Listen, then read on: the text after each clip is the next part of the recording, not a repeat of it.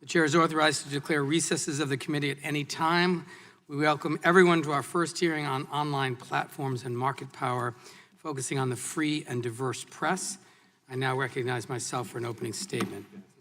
In recent years, there's been a cascade of competition problems on the internet. Concentration in the digital advertising market has pushed local journalism to the verge of extinction.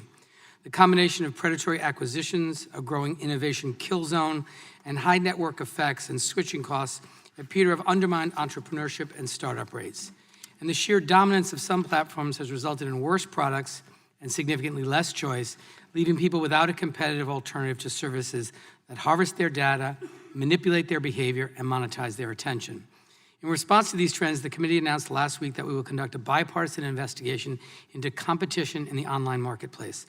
The purpose of this investigation is to document anti-competitive conduct online, examine whether dominant firms are engaging in anti-competitive conduct, and assess whether our competition system and current enforcement levels are adequate to address these problems. Over the coming months, we will conduct a top-to-bottom review of online markets through a series of hearings on these topics, request information that is relevant to the investigation, and engage in a series of discussions with key stakeholders and policy experts. This is the first significant antitrust investigation undertaken by Congress in decades. In the past, these investigations, which included studies of monopoly power in the airline industry, banking, oil, and Ma Bell, led Congress to consider whether it needed to make changes to our laws and agencies. I strongly believe that this investigation is long overdue. This subcommittee has a constitutional responsibility to conduct oversight of our antitrust laws and competition system to ensure that they're properly working. Congress, not the courts, agencies, or private companies, enacted the antitrust laws, and Congress must be responsible for determining whether they are equipped for the competition problems of our modern economy. Today's hearing is the first step in this process for examining these trends. The free and diverse press is the backbone of our vibrant democracy. As Justice Louis Brandeis wrote in 1927, those who won our independence believe that public discussion is a political duty, that the greatest threat to freedom is an uninformed citizenry, and that the freedom of thought and speech are indispensable to the discovery and spread of political truth. But over the past decade, the news industry has been in a state of economic freefall. From 2006 to 2017, advertising revenue has fallen from $49 billion to $15.6 billion, resulting in mass layoffs or newspapers folding altogether. This year alone, roughly 2,900 reporters and other news staff have already lost their jobs.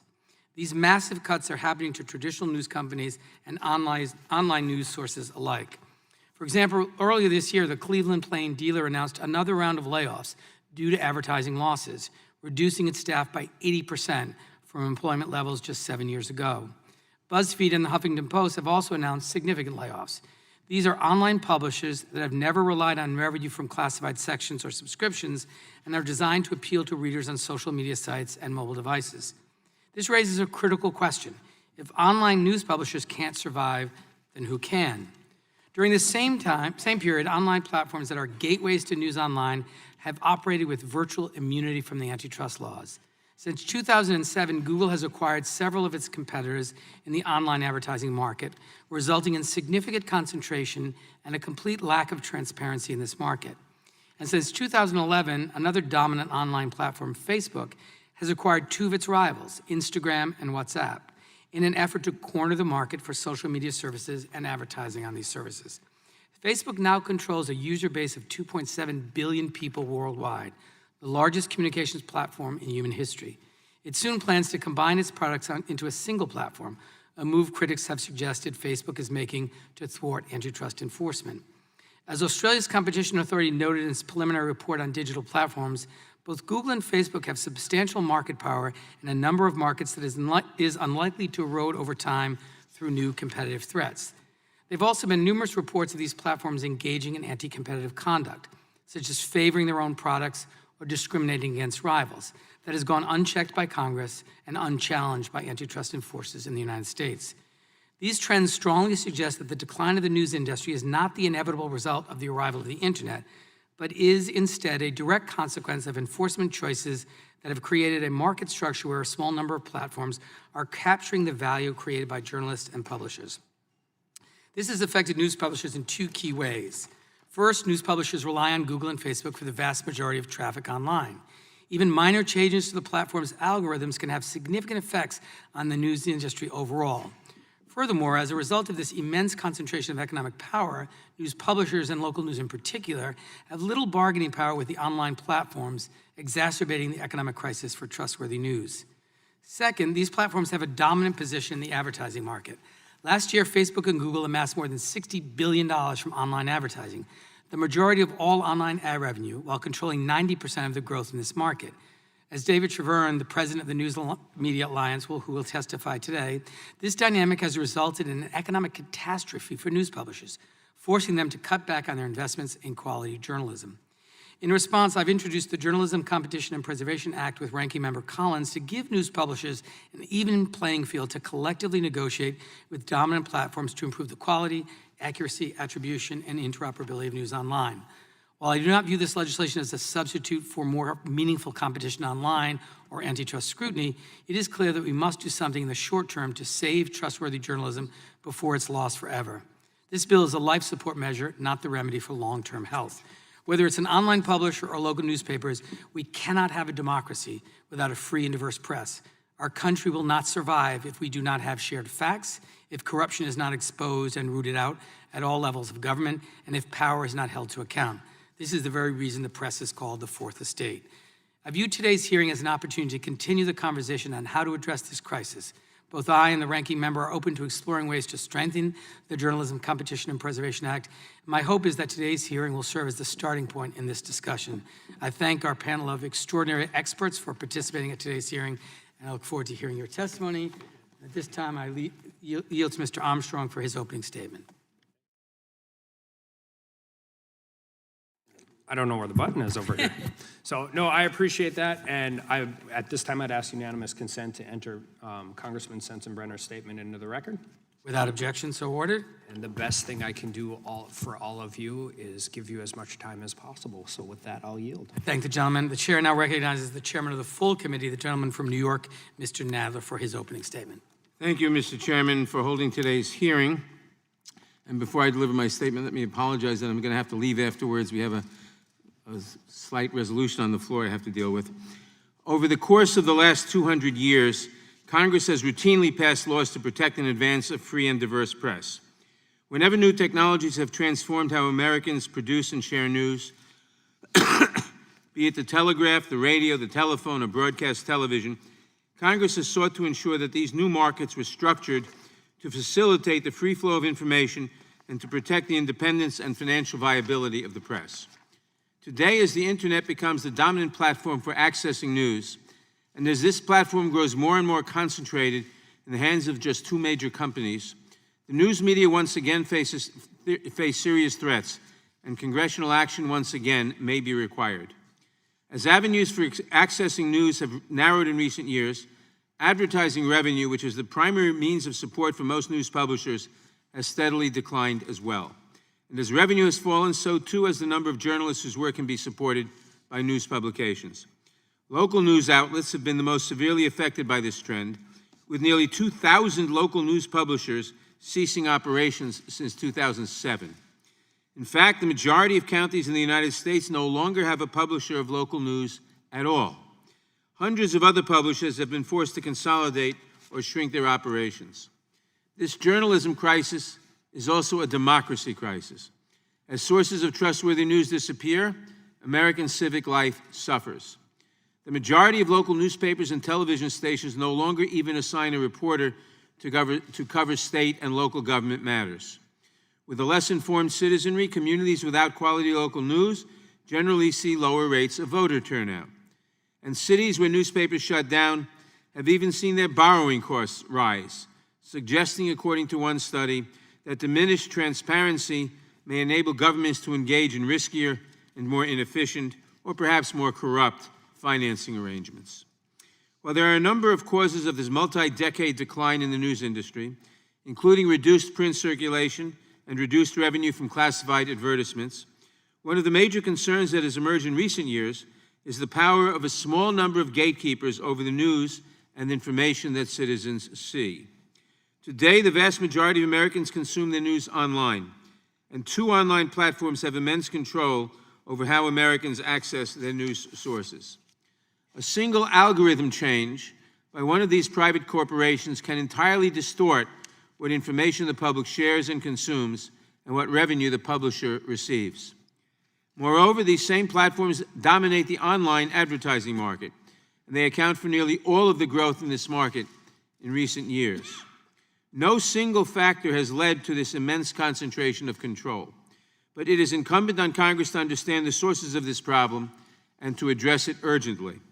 The American tradition has long recognized that preserving an open marketplace of ideas is vital to safeguarding the First Amendment and vital to a democratic form of government. The antitrust and anti-monopoly laws have been a primary way that lawmakers and regulators have policed the problem of overly concentrated markets.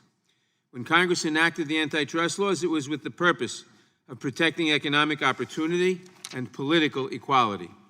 Senator John Sherman, the author of the Sherman Antitrust Act, referred to the first antitrust law as a Bill of Rights and a Charter of Liberty. Overly concentrated, and he didn't regard it as simply a question of economic efficiency or reducing prices. Overly concentrated markets concentrate economic and political power and stifle competition. It is important to keep these broad goals of reducing concentration and promoting competition in mind as we examine how online platforms impact the free and diverse media. As the judge reviewing the consent decree breaking up AT&T wrote, quote, "In promoting diversity in sources of information, the values underlying the First Amendment coincide with the policy of the antitrust laws," close quote. Congress also has a constitutional duty to ensure that markets are structured in a way that is compatible with our democratic values. While new technologies may upend how news and information are shared, it is vital that we maintain open and competitive markets, which will best foster a robust, independent press. With this in mind, I welcome today's hearing as the beginning of the committee's investigation of competition in digital markets, and I look forward to hearing from our panel of experts. I thank the chairman. I yield back. I thank the chairman for yielding back. The chair now recognizes the ranking member of the full committee, the gentleman from Georgia, Mr. Collins, for his opening statement. Thank you, Chairman Cicilline, and thanks for holding this hearing today. I'm glad that you and I have found some commonality in this and look forward to working together. This is the first of many hearings and oversight activities the subcommittee expects to hold over the coming months on the important antitrust and competition issues in the tech sector. I firmly support this initiative. The conversations we will have in our committee are critical as Congress evaluates the depth, breadth, and importance of these tech issues and whether any amendments to the antitrust laws are needed. The public understanding of these issues and the evolving role of tech in the daily lives of the American people are equally important as we have these discussions. If we do identify needs for new legislation, it is important we keep two principles in mind. First, like the existing antitrust laws, new legislation should be consistent in keeping the free market free. Proposals to construct broad, new regulatory regimes should be viewed with caution. Experience shows that regulatory solutions often miss the mark, solve problems less efficiently than free markets, and can create new opportunities for anti-competitive companies to suppress competition through rent-seeking. That is especially true when regulation attempts to take on evolving problems in fast-moving markets like tech. I speak from experience here. I have worked through these before. And we have to make sure that we're not looking for an immediate solution to this soreness in our foot and recognize that we got a problem with our leg. We need to make sure we're working this through. Secondly, big is not necessarily bad. Companies that offer new innovations, better solutions, and more consumer benefit at lower prices often become big to the benefit of society, shockingly. Proposals to break up big companies just because they are big risk throwing out the baby with the bathwater. And any discussion that simply moves to that discussion first is not the right way to move. It is because I embrace these principles that I'm excited to have joined Subcommittee Chairman Cicilline in the introduction of the Journalism Competition and Preservation Act. This bill takes head-on the problem of local and other news organizations disappearing from the public square as news consumption moves increasingly online. A vibrant press has been critical to the success of our democracy since the founding of the Republic. In the old days, press organizations were able to thrive based on their subscription and advertising revenues. But as the news consumption has moved to the internet, traditional subscriptions are speedily drying up, and online advertising revenues are increasingly becoming dominated by online platforms. As a result, news organizations across the country are rapidly losing their economic lifeblood and disappearing from the public square. If individuals' news outlets could count on being able to negotiate fair attribution and advertising revenue agreements with the online platforms, the bleeding could be stopped. The problem, however, is that smaller news organizations don't stand a fair negotiating chance when they try to negotiate deals with the platform giants. These giants stand as a bottleneck, a classic antitrust problem, but between consumers and the producers of news content. Journalism Competition and Preservation Act seeks to solve this problem simply by allowing news publications to take the platform's bottleneck together. Specifically, the bill allows the publications 4 years in which they can collectively negotiate with the platforms without fearing antitrust enforcement against that activity. In other words, the bill allows news publications to take on an antitrust problem without worrying that their antitrust laws themselves will stand in the way. It does not propose any new regulatory structures. It does not threaten to break up any company. It does promise to simply and effectively solve the problem. Today's hearing provides an excellent opportunity to examine this bill and the other issues related to journalism in an online environment. These issues include matters as diverse as the boom in tech mergers and acquisitions, to the mushrooming problem of online outlets that freeze viewpoints out of the online public square. As we begin this, for all that are here, and many of you are here representing a large, diverse group, I've met with many of you over the years. Understand from my position, as I have stated clearly, the principles that I have laid out. And as we go forward in this, anything that happens should be done when everyone comes to the table. Everyone has a chance to share their opinion. Everyone has a chance to offer what may or may not be good legislative solutions. It is up to this body to hear honestly from the people and the companies involved. If we take everybody at face value, it is the American people at the end of the day that will benefit. I promise from my perspective and our side, will not rush to judgment. We encourage either side to not rush to judgment and companies to participate in a positive solution. When this body does that, we have seen great things happen. When we do not, we end up with more problems than we began to initiate. With that, I yield back. I thank the gentleman for yielding back. It is now my pleasure to introduce today's witnesses. Our first witness is David Shavern, the president and CEO of the News Media Alliance, where he has been since 2015. Mr. Shavern spent 10 years at the United States Chamber of Commerce in a number of executive roles, including executive vice president, chief operating officer, and chief of staff. He is a member of the board of directors of Transamerica Insurance and serves on the board of trustees at the University of Pittsburgh, his alma mater. Mr. Shavern received his Bachelor of Arts from the University of Pittsburgh, his MBA from Georgetown University, and his JD from Villanova's University School of Law. Our second witness is the president and CEO of Public Knowledge, Gene Kimmelman. Before his time at Public Knowledge, Mr. Kimmelman served as the director of the Internet Freedom and Human Rights Project at the New America Foundation and as the chief counsel for the U.S. Department of Justice Antitrust Division. He has also served as chief counsel and staff director for the Antitrust Subcommittee of the Senate Judiciary Committee, as well as the legislative director for the Consumer Federation of America. Mr. Kimmelman currently serves as an adjunct professor at Georgetown Washington University School of Law, a senior fellow at the Silicon Flatiron Center for Law, Technology, and Entrepreneurship at the University of Colorado, and on the boards of the International Media Support and Global Partners Digital. He received his BA from a spectacular university, Brown University in Providence, Rhode Island, and his JD from the University of Virginia. Our third witness is Sally Hubbard, the Director of Enforcement Strategy at the Open Markets Institute. Prior to her time with Open Markets, Ms. Hubbard was the Senior Editor of Antitrust Enforcement and Regulation of Tech Platforms at the Capital Forum. She has also spent 7 years as the Assistant Attorney General at the New York State Office of the Attorney General's Antitrust Bureau.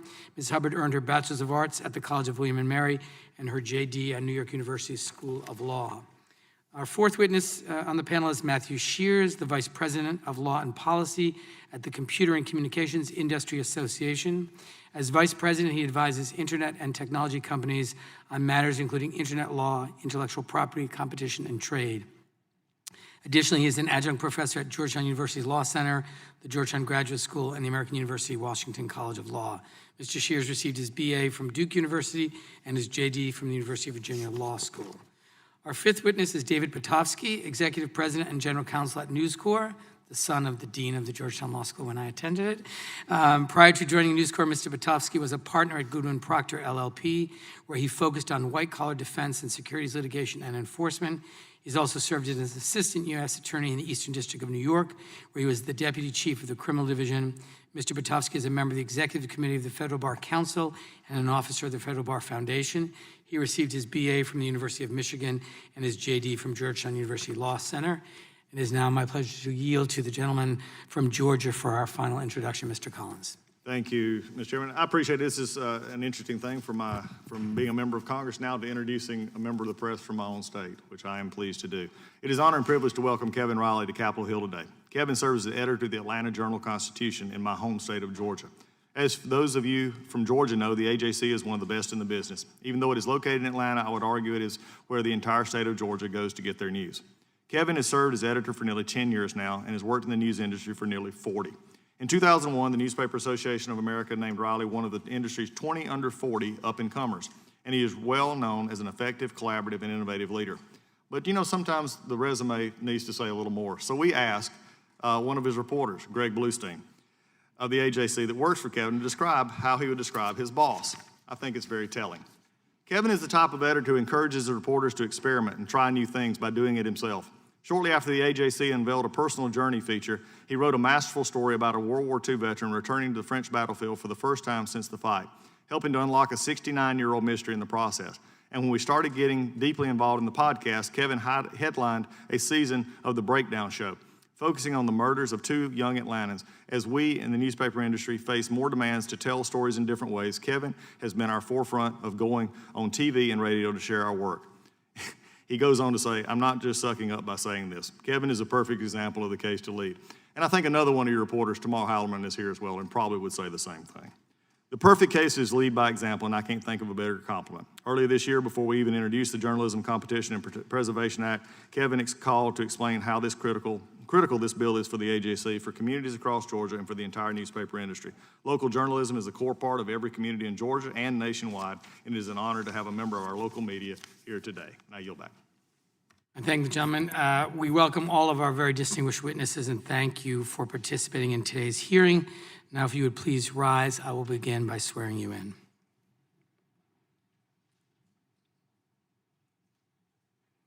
Please raise your right hands. Do you swear or affirm under penalty of perjury that the testimony you are about to give is true and correct to the best of your knowledge, information, and beliefs, so help you God? Thank you. Let the record reflect that the witness has answered in the affirmative. You may be seated. Please note that each of your written statements will be entered into the record in its entirety. Accordingly, I ask that you summarize your testimony in 5 minutes, and to help you stay within that time, there's a timing light on the table. When the light switches from green to yellow, you have 1 minute to conclude your testimony. When the light turns red, it signals your 5 minutes have expired. Mr. Shavern, you may begin. You're recognized for 5 minutes. Thank you. Chairman Cicilline, Chairman Nadler, Ranking Member Collins, Representative Armstrong, and members of the subcommittee, thank you for inviting me to participate in today's hearing. My name is David Shavern, and I'm the President and CEO of the News Media Alliance, a nonprofit trade association representing over 2,000 publishers across the United States. Our members include some of the largest news organizations covering events around the globe, as well as local publishers focusing on the issues that impact communities and the daily lives of citizens in every state and congressional district. The news media has played a key role in our democracy since its founding. The mission has been to enrich society's understanding and foster public discourse that is vital to a healthy democracy. And over the years, the news media has fulfilled that mission extremely well. We are also an industry that has fully embraced a digital future. Publishers offer a wide array of innovative and compelling online experiences sustained by truly great journalism. And my membership includes a number of digital-only news publishers. But the rise of digital news distribution has also introduced new and potentially existential threats to the news industry, specifically the emergence of dominant tech platforms as intermediaries between publishers and their audiences. Online platforms serve an important purpose. Today, 93% of Americans get at least some of their news online. These platforms help users find great journalism, and in doing so, they've contributed to the enormous growth in news audiences over the past 2 decades. In the same way that digital platforms are critical for online news is critical for the digital platforms. The public demand for quality journalism is massive and growing, and that has driven deep engagement with Facebook and Google. A study we released yesterday estimates that news content generated some $4.7 billion for Google in 2018. The platforms and news organizations' mutual reliance would not be a problem if not for the fact that the concentration among the platforms means that a small number of companies now exercise an extreme level of control over the news. In effect, a couple of dominant firms act as regulators of the news industry. Only these regulators are not constrained by legislative or democratic oversight.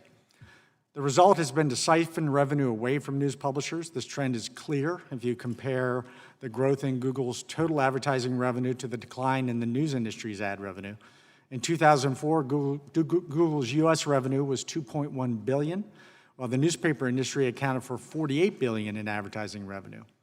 In 2017, in contrast, Google's U.S. revenue had increased over 25 times to $52.4 billion, while the newspaper industry's ad revenue had fallen 65% to $16.4 billion.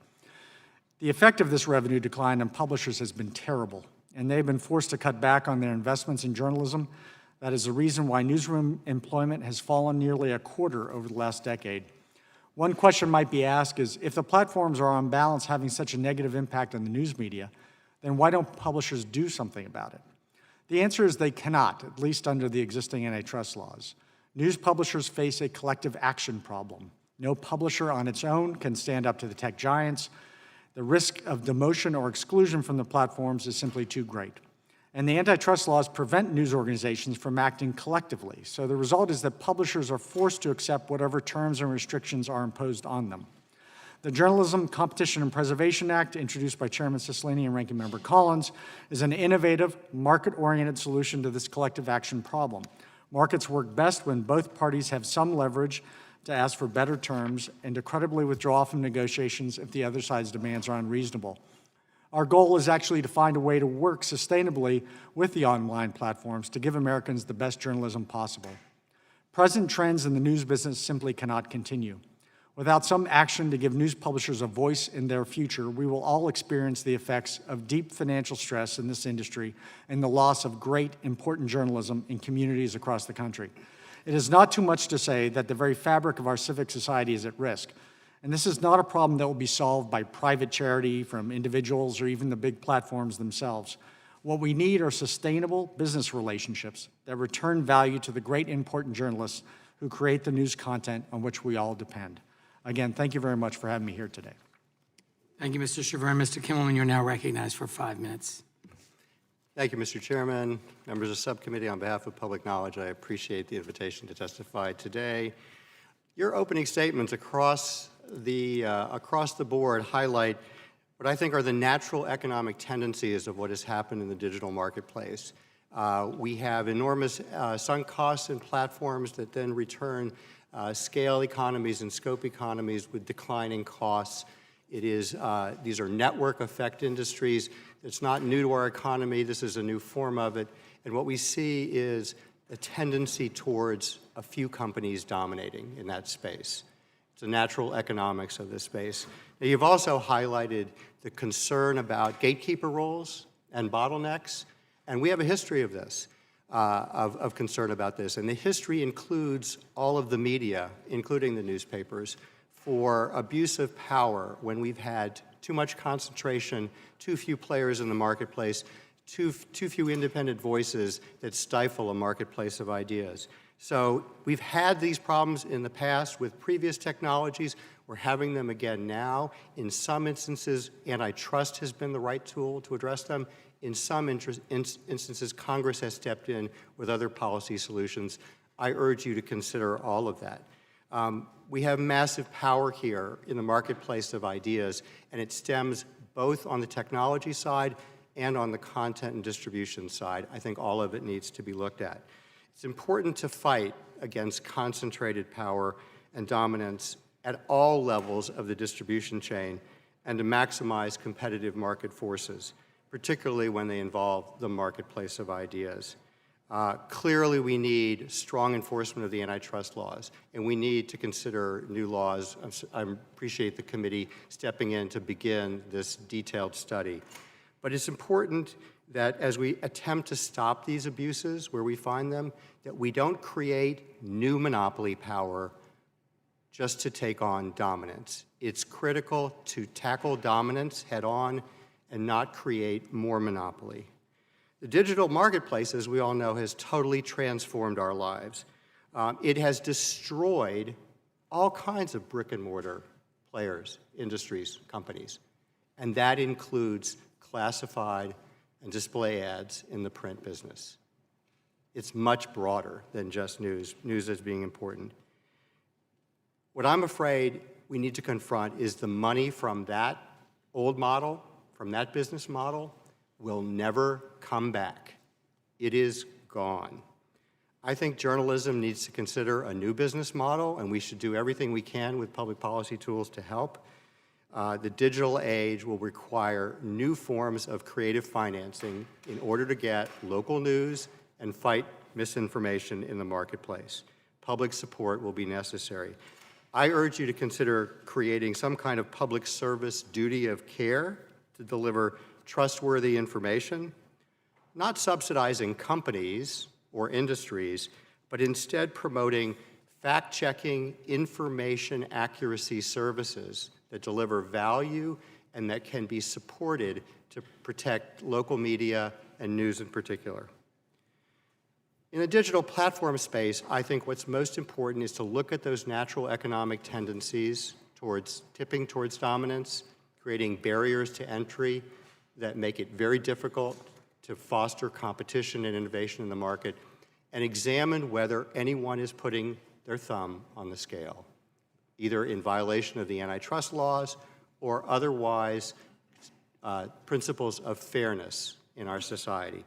That's why your inquiry is so important, and I commend your effort to look carefully both at what the problems are and what the possible solutions should be. Consumers themselves are actually reinforcing the problem. We're, on the negative side, lazy, but mostly just complacent to do what's simple. That reinforces the power of those who have our attention in the first place and can find ways to make it very attractive for us not to consider competitive options, new options, better news as opposed to just salacious information. It's important that we look at all policy tools that are available to address these concerns. Antitrust can do something to try to improve enforcement, but where you have dominance in markets, few players, little entry, often you need broader policy tools. I urge you to consider non-discrimination, interoperability where there's bottleneck problems. We've done this in telecommunications before. We've done it in the cable industry. This would not be a first for Congress. Now is the time to consider it for digital platforms. Thank you. Thank you, Mr. Kimon. The chair now recognizes Ms. Hubbard for her opening statement for 5 minutes. Chairman Cicilline and members of the subcommittee, thank you for inviting me to speak with you today. In my view, as a former antitrust enforcer, the starving of journalism and the disinformation crisis are both in good part monopoly problems. I've been writing about antitrust and tech platforms since the summer of 2016, when I noticed that the tech giants, Google, Apple, Facebook, and Amazon, were all doing the same types of things that Microsoft had been sued for nearly 20 years earlier. They were leveraging their market power to make fair competition impossible. These tech giants are gatekeepers that also compete against companies that must get through their gates to reach users. News publishers must get through Facebook and Google's gates due to the two platforms' concentrated control over the flow of information. But Facebook and Google compete against news publishers for user attention, data, and ad dollars. They are controlling the game and playing it too. Publishers never had a fair shot, nor do they have bargaining power against the platforms. The platforms can cut them off with a simple tweak of their algorithms. Facebook and Google exploit their middleman positions to divert ad revenue away from publishers and into their own pockets. And the platforms can hyper-target users based on their 360-degree views of what their users read, think, and do.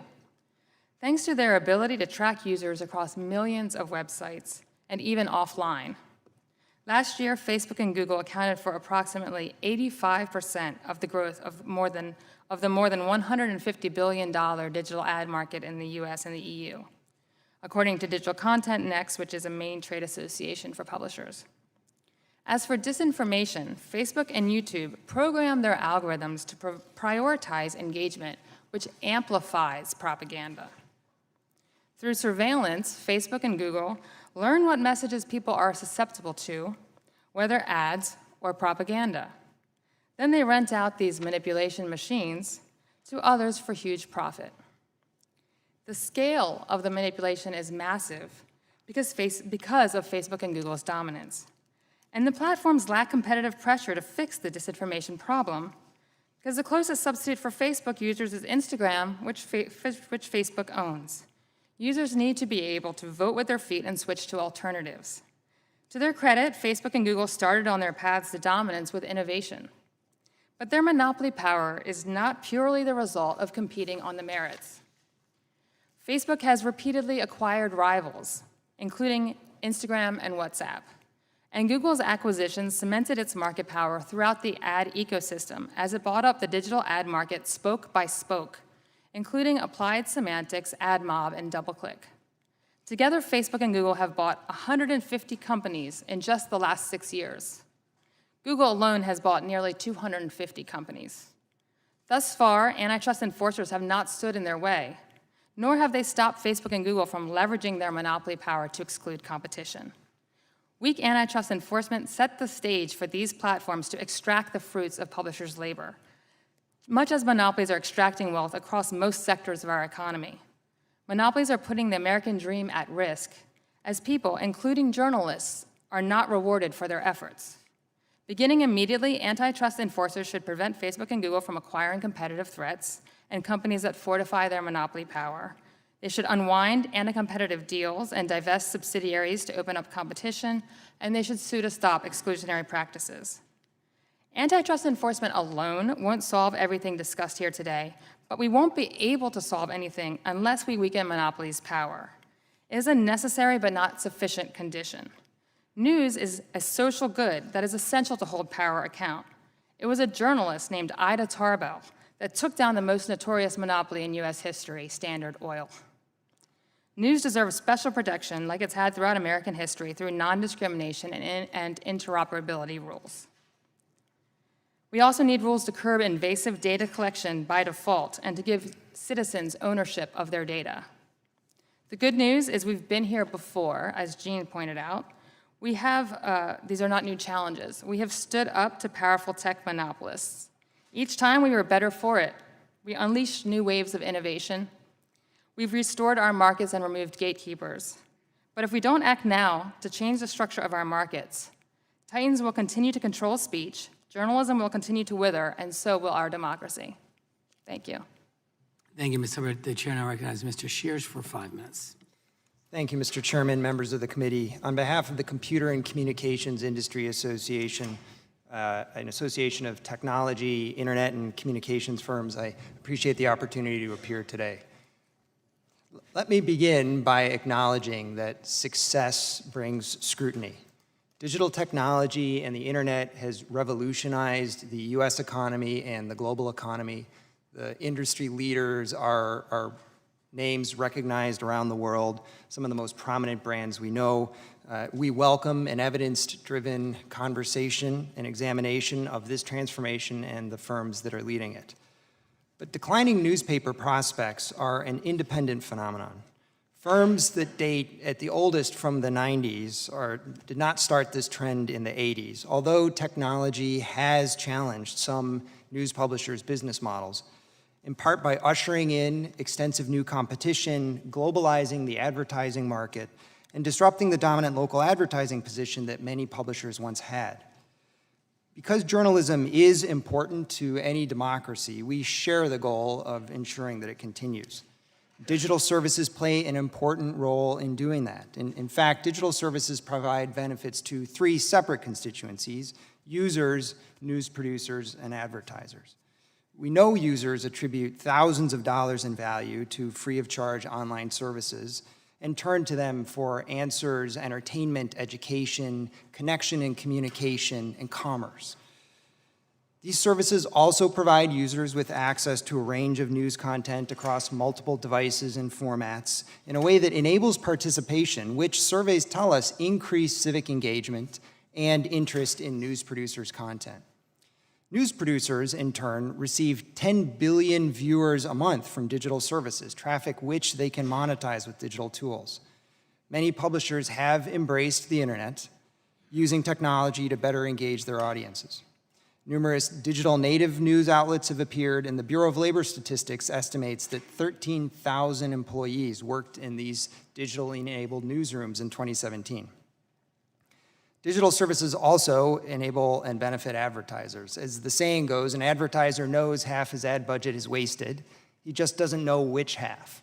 With technology, advertisers can now figure out where their budget is best optimized and where their money actually is in fact wasted and direct funds accordingly. This is increasingly important for small firms who now have a global reach, regardless of the size of a business. So how does antitrust law fit into this? U.S. antitrust law focuses on maximizing consumer welfare. Enforcement seeks lower prices, higher quality, more innovation. Separate policy goals are usually pursued elsewhere through legislative means, and this ensures consistent and apolitical application of the law. The law doesn't punish success. Instead, it applies additional obligations when successful firms possess market power in a defined market. But these markets aren't defined ad hoc by arbitrary line drawing. We use economics. We see if consumers respond to changes in prices, given factors like competition and substitutes. Enforcers then assess whether a firm can unilaterally raise prices or decrease quality. I note that some digital firms are sometimes subjectively identified as, say, being in the search or social media market, but this is not necessarily a relevant market. Economic analysis would show us that news publishers and digital services fight fiercely for ad dollars, and indeed that's one reason why we're here today. This intense intermedium competition is generally healthy, and undermining it with antitrust exemptions is unlikely to achieve the goal we all share. If competitors collude, prices will be higher, quality will decrease, and innovation will slow.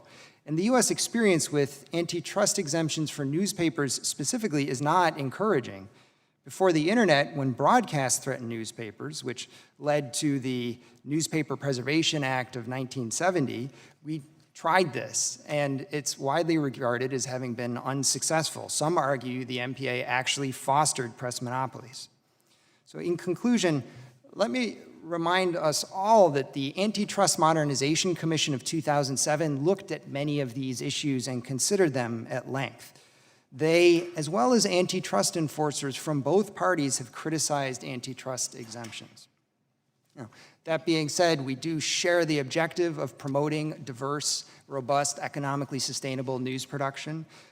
Proposed alternatives, which are discussed in our testimony, include tax incentives and deductions, grants, new nonprofit categories. All of these options deserve consideration, and CCI welcomes opportunity to participate in that conversation. Thank you. Thank you, Mr. Chair. Mr. Potofsky is recognized for 5 minutes. Chairman Cicilline, members of the subcommittee, thank you for inviting me to speak with you today. My name is David Potofsky, and I'm the General Counsel of News Corp, the proud home of news publishers like the Wall Street Journal and HarperCollins Book Publishers. I'm here today because the marketplace for news is broken. Healthy markets incentivize risk, investment, and effort by rewarding companies that develop superior products. Unfortunately, in the news business, free riding by dominant online platforms, which aggregate and then reserve our content, has led to the lion's share of online advertising dollars generated off the back of news going to the platforms. Many in Silicon Valley dismiss the press as old media, failing to evolve in the face of online competition, but this is wrong. We're not losing business to an innovator who has found a better or more efficient way to report and investigate the news. We're losing business because the dominant platforms deploy our news content to target our audiences, to then turn around and sell that audience to the same advertisers we're trying to serve. The erosion of advertising revenue undercuts our ability to invest in high-quality journalism. Meanwhile, the platforms have little, if any, commitment to accuracy or reliability. For them, a news article is valuable if viral, not if verified. To address these challenges, we need meaningful dialogue. It is therefore dispiriting when the platforms claim that their products only help consumers and publishers, ignoring the mounting facts clearly showing the harms they have inflicted on the news industry. The fact is, news publishers have been busy innovating online, expanding our reach to digital audiences, while the dominant platforms have benefited from our innovation and premium content. In part, this is made easier by the platform's control over the internet ad tech space. They control the tech infrastructure, the data, and the tools used to sell and serve ads online, and at the same time, they also compete against news publishers for those same ad dollars. News publishers have no good options to respond to these challenges. Any publisher that tried to withhold its content from a platform as part of a negotiating strategy would starve itself of reader traffic. In contrast, losing one publisher would not harm the platforms at all, since they would have ample alternative sources for news content. To escape this prisoner's dilemma, news organizations need to act collectively, but this is prohibited by antitrust law. So, what is the solution? First, we need more dynamic and modernized antitrust enforcement. We are hopeful that reinvigorated antitrust is on the horizon. After a generation of obsession with price effects without adequate consideration of the other aspects of consumer and social welfare, including quality, innovation, and choice, some very recent encouraging signs of re-examination have occurred. Second, and in the meantime, news publishers need a fighting chance. The Journalism Competition and Preservation Act is well designed to help restore the proper balance between content generators and distributors on the internet. This bipartisan legislation is narrowly tailored both in scope and duration. I'd like to close by sharing a quote from my late father, Robert Butofsky, who you mentioned earlier, Mr. Chairman.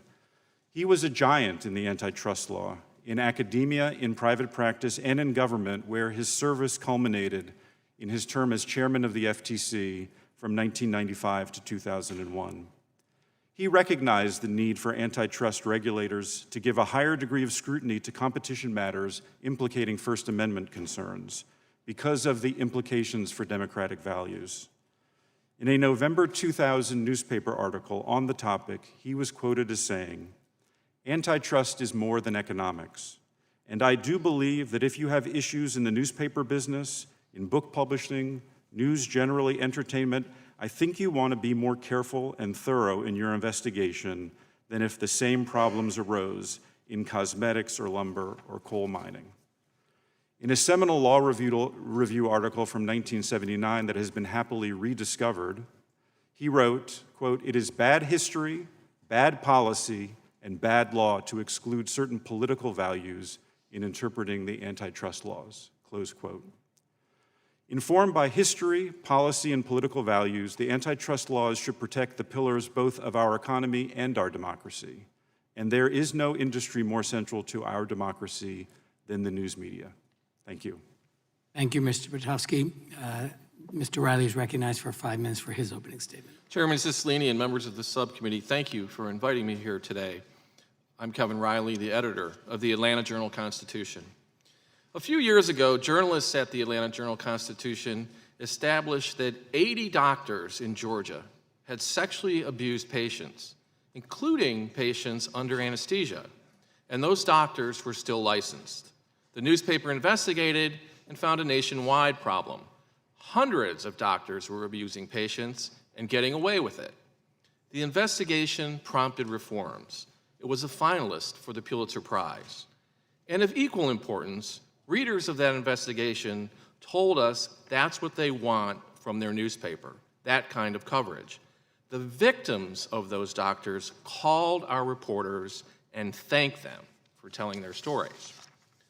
About a year before that story, dozens of educators in the Atlanta public schools had been found guilty of altering students' standardized test scores in the largest cheating scandal in the nation's history. The convictions culminated a years-long journalistic effort by the Atlanta Journal-Constitution. AJC reporters had noticed that student scores on Georgia's standardized tests showed extraordinary improvement. They analyzed the scores. The improvements in some schools defied statistical possibility. The reporting triggered a state investigation that found system-wide cheating in 44 Atlanta public schools. 178 teachers and administrators participated. The test cheating inflated the scores of thousands of students, giving the false impression of progress. It cheated those students. The story would never have been uncovered without the AJC. Educators would never have faced justice. The system would not have been fixed. And most important of all, students wouldn't have been offered the chance to gain the knowledge that they had been denied. No other news organization in Atlanta has the capacity for such deep reporting. No other organization could have withstood the relentless pressure to back off, unleashed by the school district and the business community. No other news organization would have stuck with the story for 5 years. This kind of investigative reporting is hard. It's upsetting. It's important. It has real impact, and we are proud of it. But newspapers do other important stories too. I was reminded of one last week as I prepared for this testimony. Let me tell you about the woman Congressman Collins mentioned. Her name is Shirley Sessions. She's the widow of a World War II veteran. They lived in Carrollton, Georgia. She'd spent decades trying to unearth the story behind her reticent husband's service. I'd been able myself to discover many details about her husband's time in combat, and I'd written about it. After her husband died, Mrs. Sessions still hungered to know more about his service. She was so enthralled that she journeyed to France for a reunion of her husband's military unit. I joined her, bearing witness while a widow paid an inspiring tribute to her husband.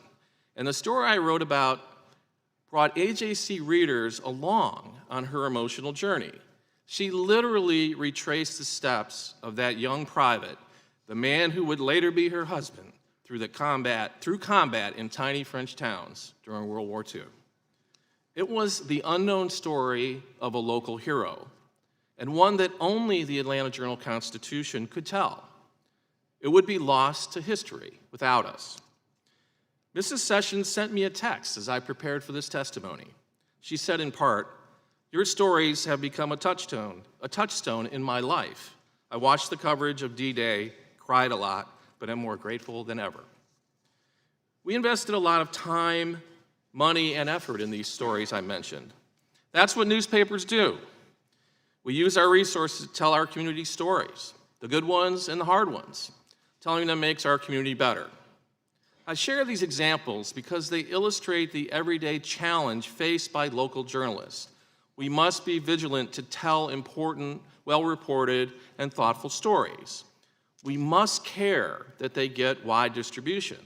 That's our job and crucial to our communities. We're accountable to people like Miss Shirley and her neighbors in Carrollton, Georgia. Almost always, the debate about media and tech is framed within a discussion of international news brands. But the greatest peril for our nation lurks at the local level, where a regional or community newspaper must cope with fast-changing technological and financial matters. We're the ones who are concerned with our communities, their government, and their well-being. Our staffs live in our community. They have a big stake in informing the public. Social media and technology companies have enormous influence on the distribution and availability of news. But we should be worried about losing newspapers, the fountainheads within the local news ecosystem. It is worth considering stories that would go untold. Thank you. Thank you, Mr. Riley. We will now proceed under the 5-minute rule with questions, and we'll begin with the gentleman from Georgia, Mr. Johnson. Thank you, Mr. Chairman, and thank you, witnesses, for being here today. And I'd like to extend a particularly warm welcome to the editor of my hometown paper, Mr. Riley, from the AJC. The purpose of this hearing is to face an important problem head-on. The media, from local newspapers to major publishers to online innovators, is dying. This is in some part because of a shift in how we consume our news, but it's also because of the mass availability of information on digital platforms. While the news media's market presence is increasing, their revenue is decreasing. This is untenable. No business can prosper this way, and no reasonable investor would want to get involved. We cannot continue to rely on the good grace of concentrated wealth to do the right thing. A free market approach as applied to the duopolistic online platform gateway and its relationship to a free and diverse press is not working. Moreover, it poses a direct and pressing threat to our republic and therefore to our freedom. Something must be done to level the playing field, and I'm looking forward to talking with all of you about potential solutions to this problem, and I thank the chair for hosting this very important hearing. Lastly, I will note that a free press, or that free press content, has a cost, and that price is profoundly expensive and could price freedom out of the fragile marketplace for freedom. Mr. Riley, according to a recent Pew study, Americans have shifted from traditional media sources for local news to the television and internet. Interest in local print news in particular has declined, resulting in massive downsizing at newspapers. In fact, newsroom staff declined by 45% from 2008 to 2017. How has the AJC worked to overcome this challenge? Well, thank you for that question, Congressman Johnson. And I think that one important point to make about the statistics that you cite in terms of preference of news sources is this. We are typical, I think, of most newspapers of our size and in a market similar to ours in this way. Our audience has never been larger than it is now. When you combine the people we have who read the printed newspaper and that audience that we can garner online in our markets, we have more people reading the Atlanta Journal-Constitution than at any other point in our history. The challenge here is sort of simple, which is, in what kind of world do you grow your audience, reach a bigger market, and somehow face even greater financial challenges than you did before? Something's out of whack in that equation, and it's just counterintuitive to how American business works, where when you invest and you succeed, you reap the benefits of that investment. That's the missing piece for newspapers. Thank you. What are your projections for the AJC, and how has your digital platform presence? Well, you've explained that. Let me move to my next question. Mr. Chavern, how many local papers does your organization represent? Approximately 2,000, sir. Is there any requirement that local newspapers be prioritized on digital platforms? Prioritized in terms of the search, sir? Yes, in any respect. Yeah, there's no requirement that they be prioritized, but the digital audience, as was noted, is exploding across the board. Mr. Pitofsky, one of the major issues in market dominance today is the ability to use individuals' data in targeted advertising. How do the online giants control user data, and why is this such a powerful phenomenon? Thank you, Congressman. The advertising has changed profoundly so that rather than reaching an audience, advertisers now reach individuals. And to the degree that they're able to get more and more detailed data about those individuals, they can send them targeted data. So the more data a company has, the more it can segment the market, the more it can deliver targeted ads. And the dominant platforms are light years ahead of other competitors in terms of the amount of their data, thus their dominance in the digital ad space. Thank you. I yield back. I thank the gentleman. The chair now recognizes the ranking member of the full committee, Mr. Collins, for 5 minutes. Thank you, Mr. Chairman. Mr. Byrne, one of the interesting things that I've been asked this question a good deal since we actually introduced it, and I think it's vitally important because sometimes we can put things out there, but at the end of the day, if it is not actually a workable solution, then simply we're just talking about things and generating a lot of basically hype that doesn't actually end up in solving something. I'm not a member of Congress who believes that we ought to just simply throw ideas out there, but actually find ideas that could actually work. So the question that has come up a great deal about this is how can we be sure that any agreement that the news publications negotiate with the online platforms under what we're proposing under this legislation will be adequate and flexible enough to endure for a long time in this quickly evolving market? I believe it's more than just right this minute. How does it play out 10, 15 years down the road? Well, thank you, Representative.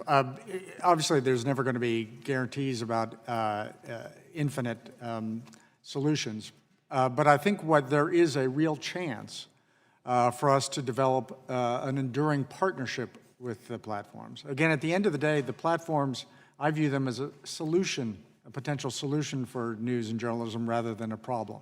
And I think the issues are well understood and pretty well defined. We have issues about revenue, we have issues about data, we have issues about algorithms and our brand.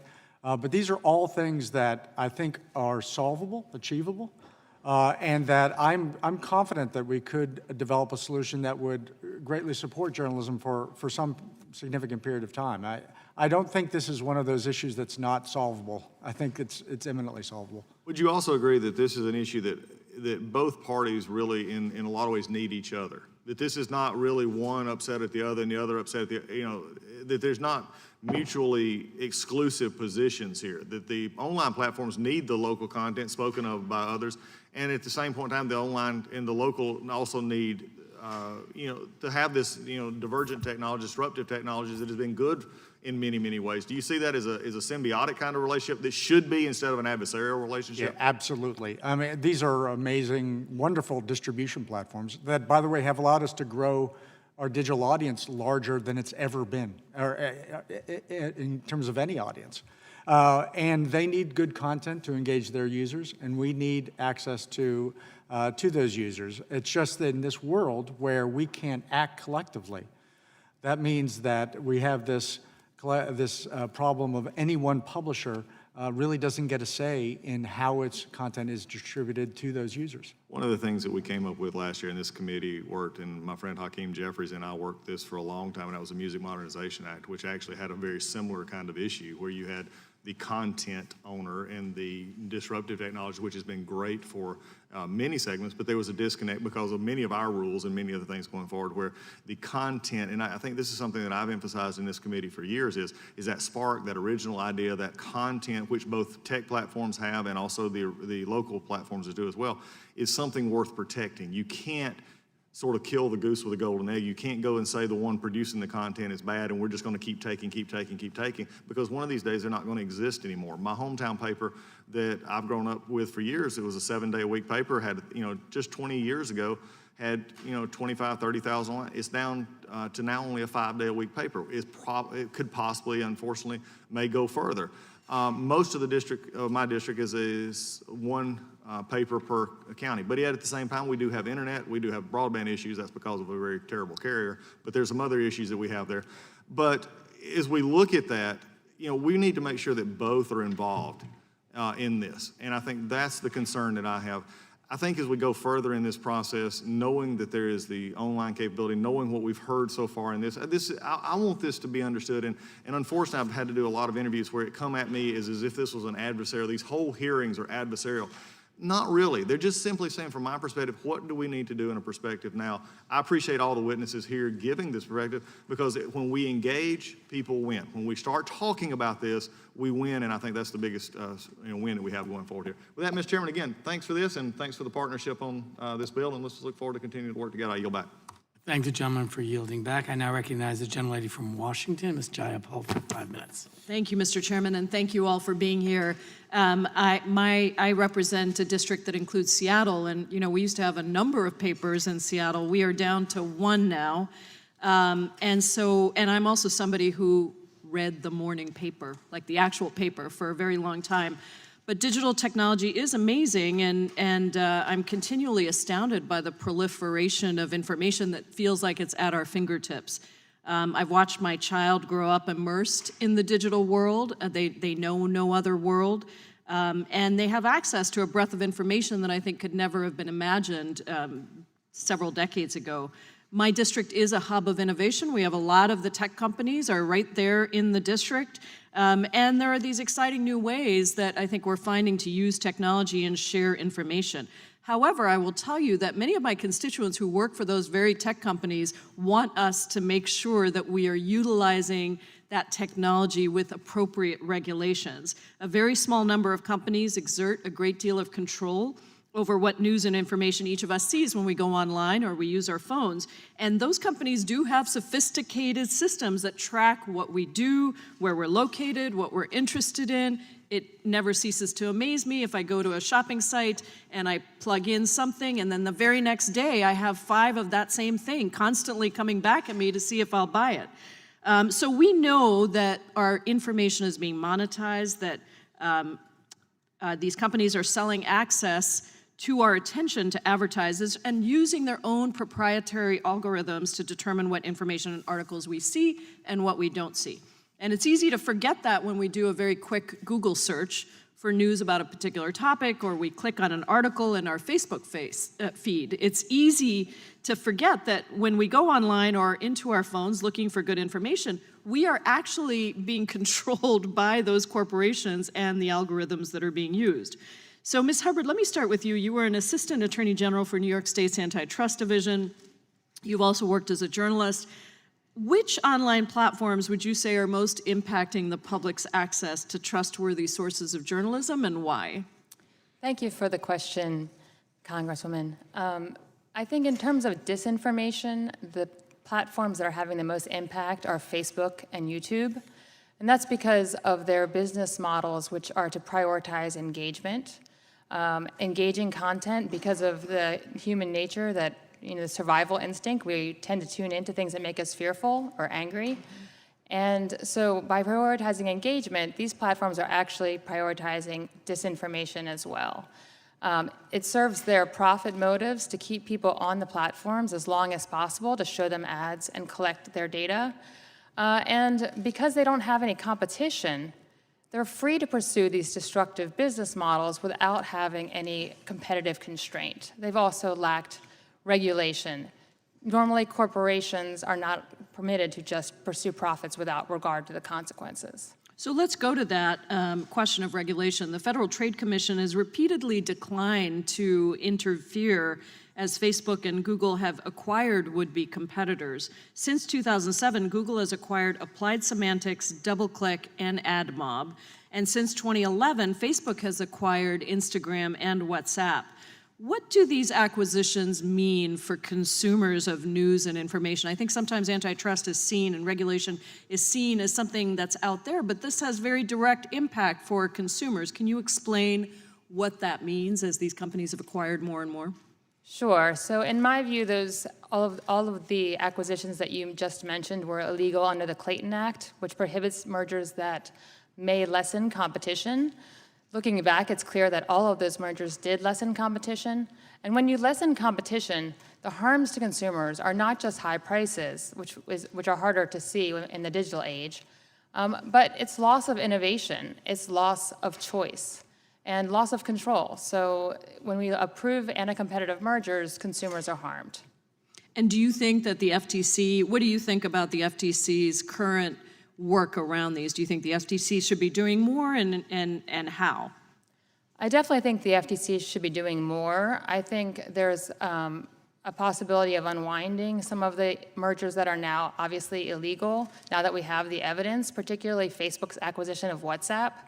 There have been public documents showing that Facebook had identified WhatsApp as a competitive threat using its VPN technology, and that it also deceived the European Commission. And likely, I don't know if it told anything different to US regulators, but it has been fined for deceiving the European Commission, saying it couldn't share data between WhatsApp and Facebook. So I do think that the FTC needs to do much more in this regard.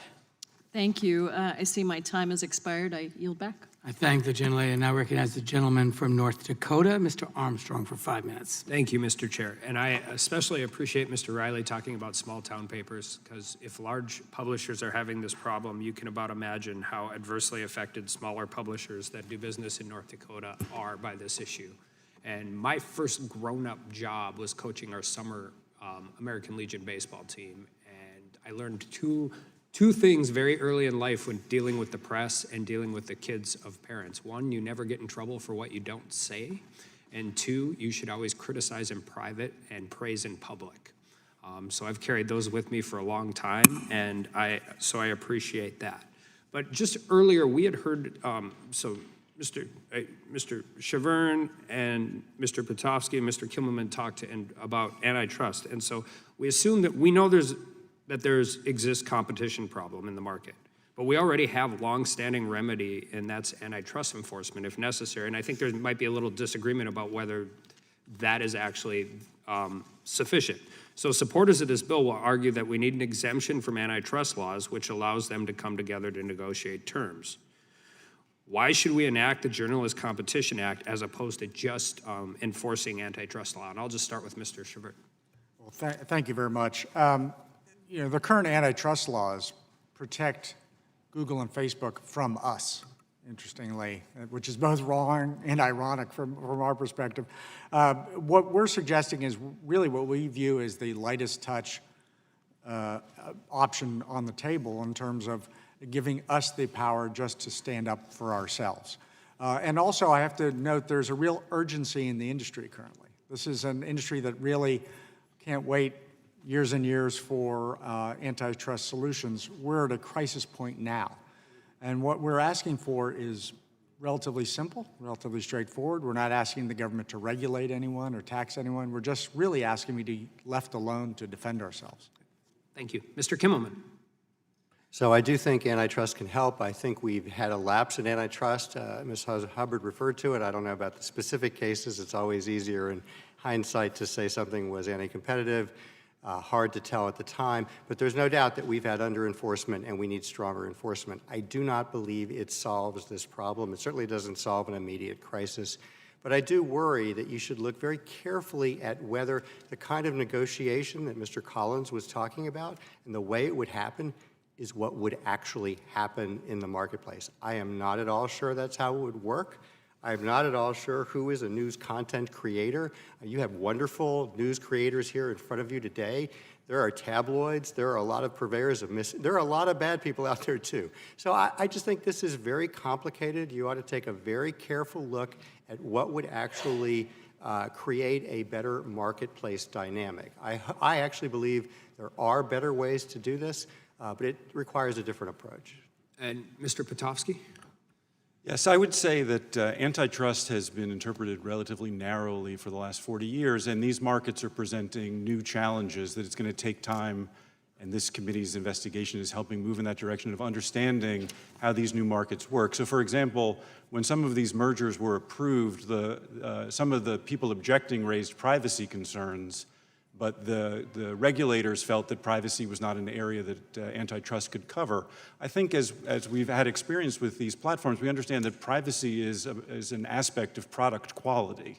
All of the users of these tools have expectations that those tools carry privacy that's in their interest, and antitrust just hasn't really stretched its muscles in a long time to understand those kinds of quality issues. And it's going to take a while. The facts are complicated, the law is complicated. Judicial precedents need re-examination, and so the bill is a good short-term remedy while the larger issues are tackled. And Ms. Hubbard, do you want to talk? I agree with Mr. Potofsky. I caution I worry about what Mr. Kimmelman is saying, that sometimes when we say things are too complicated, it's a way of not doing anything, and that's what we've been saying in this space for a long time. Where we've seen regulators around the world and enforcers around the world address this problem, and we've just been sitting back worrying it's too complicated. And I think it's important to take action quickly and not keep kind of viewing complication as a reason to do nothing. And I agree with that. I don't think too complicated is ever an answer. But I would also say, and this is not an apples to apples comparison, but we're going to get to watch this play out a little bit because the EU just adopted really strict internet rules, and one of the goals was to increase and remove barriers to entry. But by holding the platforms themselves liable for copyright violations, the cure may actually be worse for them than the disease, and time will tell. But automatic filter programs and scrubber programs that such as YouTube uses, because you mentioned YouTube earlier, are incredibly expensive to run. And so, and plus, I mean, at least in the EU, it's not quite the same. And I'm sorry for going over that. that's I didn't okay. do an opening statement. That's why I didn't gavel you down yet. But while they pass the rules, each member country is going to have to promulgate their own laws in association with those rules, which can cause all kinds of problems in that companies are going to have to operate in a patchwork of different laws, or just follow the most strict laws of any of those countries, or probably the worst case scenario is not do business in some of those countries. So when you come from a small state and knowing that states like California and New York will dictate a marketplace, you always get concerned about that. So I agree with you, but we are going to get to watch it. Can I respond really quickly that we do have a tool that we've had for a very long time, which is the antitrust laws. So before you're looking at kind of different solutions that Europe is pursuing, we'd use the antitrust laws against Microsoft. It led to innovation. Many people say if it weren't for our antitrust enforcement against Microsoft, Google would never actually have been able to come onto the scene. So it's not actually a novel problem or novel tools. So we have these tools. No, and I agree, which is why I asked the antitrust question to start the questioning process. Sorry about that. No. I now recognize the gentlelady from Florida, Ms. Demings, for 5 minutes. Thank you so much, Mr. Chairman, and thank you to all of you for being here with us today. Mr. Chavern, we've talked about many newspaper publishers have seen significant growth in digital subscriptions, but yet they continue to struggle, and many have shut down, which is truly unfortunate. Would you please talk a little bit about why the news industry continues to struggle despite the increase in online readership and digital subscription? Certainly, thank you. Again, our audience is both growing and moving very quickly to online spaces, and those spaces are dominated by just a few companies that take the vast bulk of the advertising revenue, determine everything about the experience you get with your news publisher. Again, I call them our regulators because they get to decide what news is delivered to who and when, how the news that's delivered to me is different than the news delivered to you, and whether we can monetize it and on what terms. I think it's so important for everyone to hear your words on that topic. Please go ahead. They are incredible and powerful advertising engines that do great targeted advertising, often around our content, and they take the bulk of the digital advertising revenue. So really the rules of the game for online engagement of news are set up against content creators, publishers, but again, one of the things we do know is that people love news. The audience is bigger than ever. It drives a lot of engagement, and certainly the platforms know this. Interesting what we define as news these days, but please go ahead.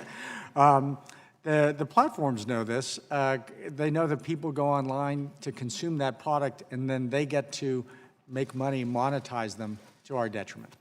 Thank you. Ms. Hubbard, some researchers have estimated that for every dollar an advertiser spends on digital ads, only 30 cents go to the publisher, meaning that ad tech intermediaries could be capturing around 70% of all digital ad spending. What, if anything, does the 70% figure tell us about the market? I'd love to hear from you about that.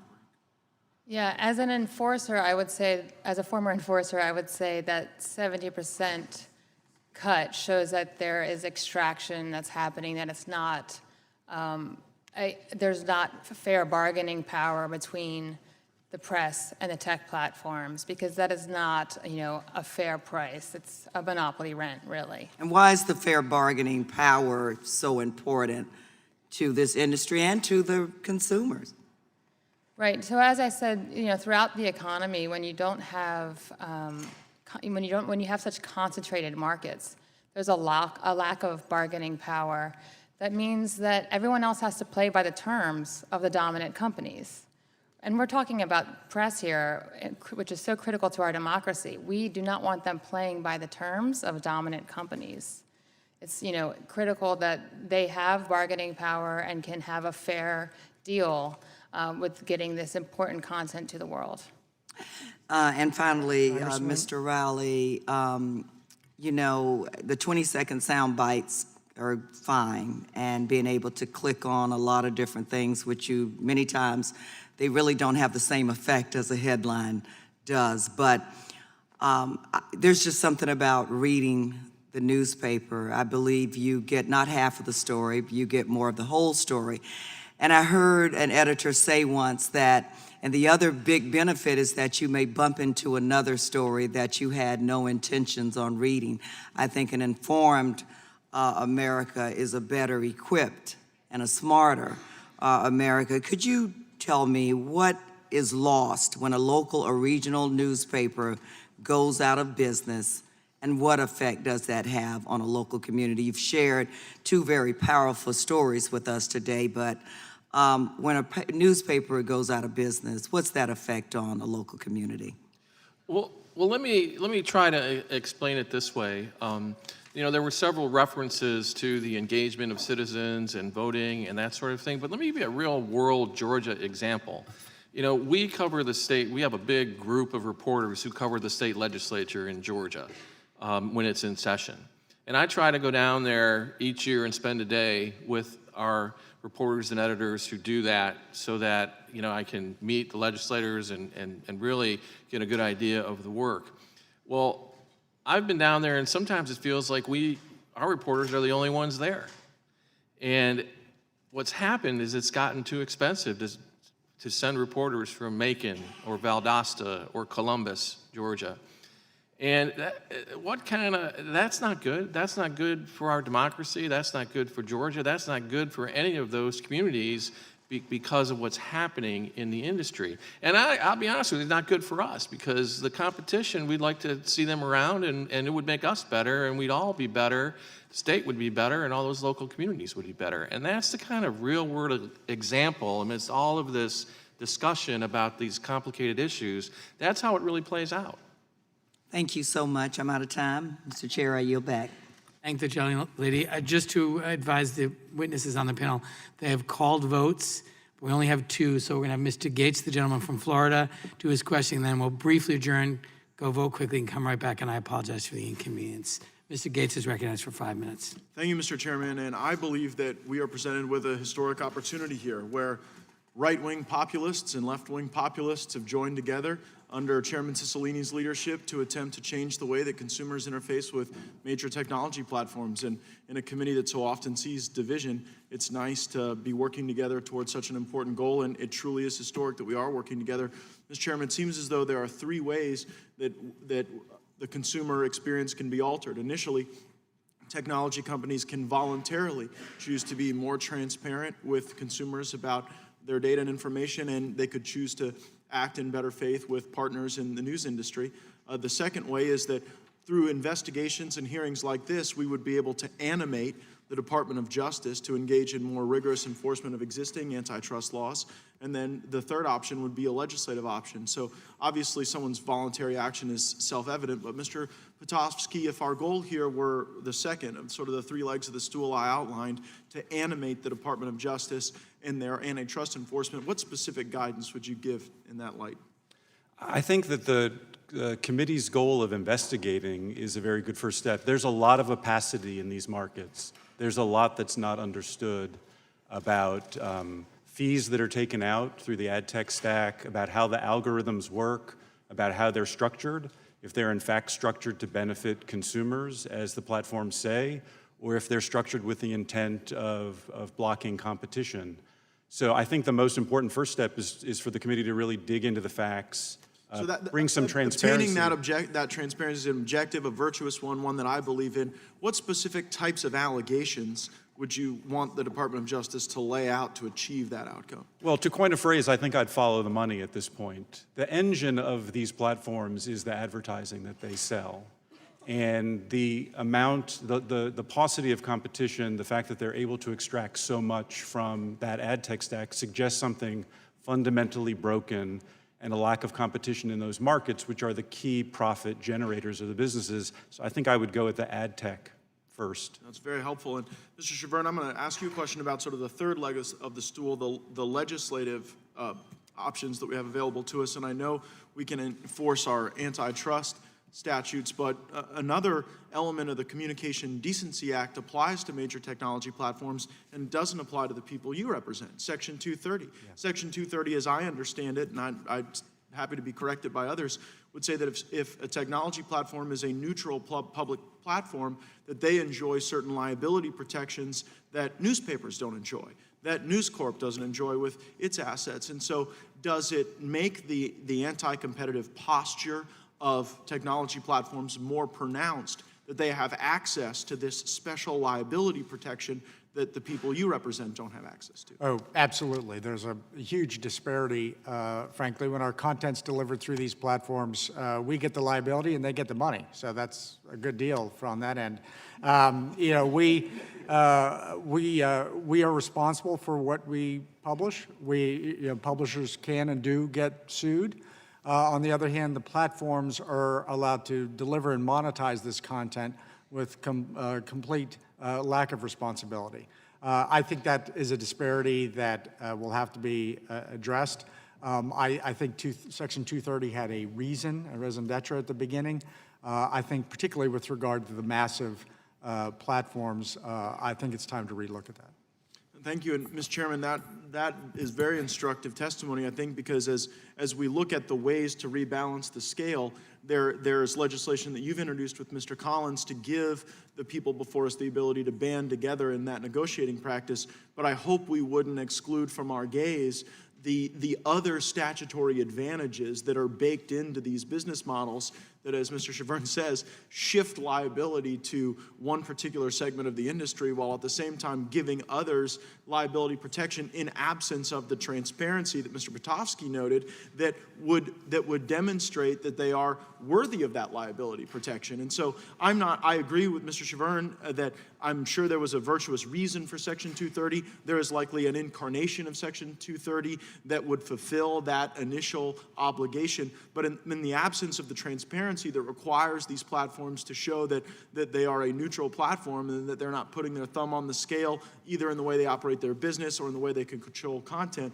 I just think that's an important part of the legislative function. And I would finally add, I am grateful that the President has tried to enhance the voluntary actions of some technology platforms by pointing out where he sees bias in that. So again, among those three things, I look forward to our great work, and I yield back to the chairman. You're doing very well into that final comment, Mr. Gates. No, I think you're absolutely right, and I want to assure you that this investigation is intended to look at a broad range of practices on these platforms and a broad range of remedies, so I look forward to working with you on that as well. And we'll just stand in recess very briefly.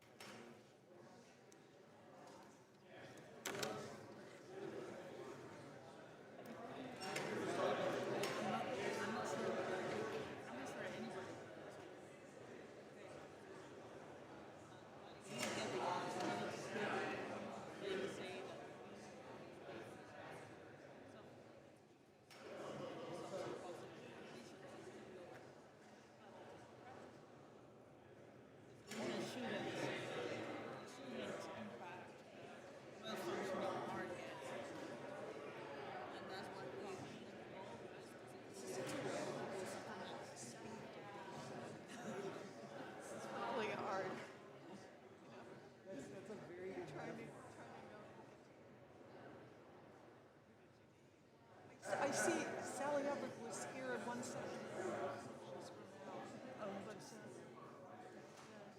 One, two, sitting right here.